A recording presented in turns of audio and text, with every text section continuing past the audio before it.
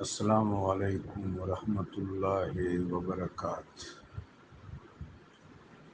یہ جو انوارات ہیں رب جلیل و جمیل کے فضل و کرم، رحمت، فضل اور عدل کے ذریعے بھی ہم پر نچھاور ہوتے ہیں، صفات و اسمات کی برکات اور اثرات کے ذریعے بھی آتے ہیں۔ محبوب پاک صاحب لولاک صلی اللہ علیہ وسلم کی محبت، اطاعت، اتباع، آپ کی عطا اور آپ کے شفاعت کے توسل سے بھی ہم پر وارد ہوتے ہیں۔ ان کا تعلق علم سے بھی ہے۔ اگر علم نافع ہے، علم راسخ ہے، علم میں رشد و ہدا ہے، تو علم رب جلیل و جمیل کی معرفت تک اور محبوب پاک علیہ الصلاۃ والسلام کی شفاعت تک پہنچنے کا ایک وسیلہ ہے، اور یہ وسیلہ اللہ کی طرف سے ہے، اور اس کا فیضان حبیب پاک علیہ السلام کی طرف سے مرحمت ہے، جس طرح فرمایا یتلو علیہم آیاتہ ویزکیہم ویعلمہم الکتاب والحکمہ، کہ حبیب پاک علیہ السلام تم کو تعلیم دیتے ہیں، علم دیتے ہیں کتاب و حکمت کی۔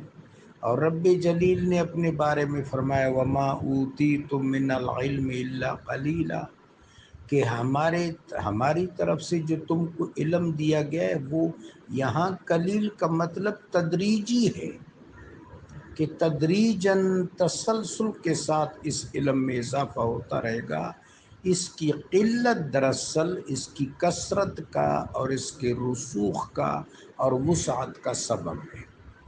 باقی اگر روح میں تجلیہ ہو اور نفس میں معرفت ہو، قلب میں تصفیہ ہو، عقل میں راستگی ہو، وجدان میں عشق ہو، خفی و اخفا میں سرمستی ہو، تو پھر روحانی طور پر ان تجلیات و انوارات کا ظہور آدمی اپنے لطائف باطن میں پاتا ہے۔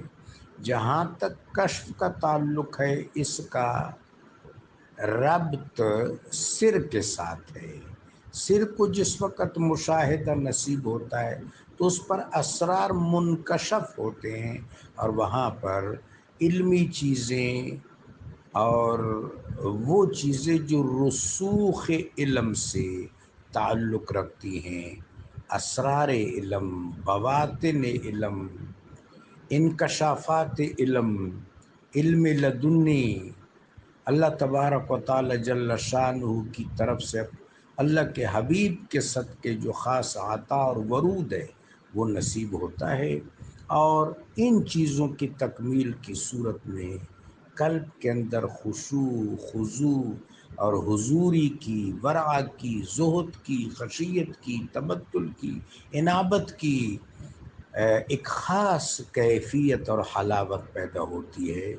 تو یہ جتنا کچھ ہے دراصل صفات و اسماء کی برکات کا، وسعتوں کا، فیاضیوں کا ورود ہے۔ اللہ ہمیں نصیب فرمائے۔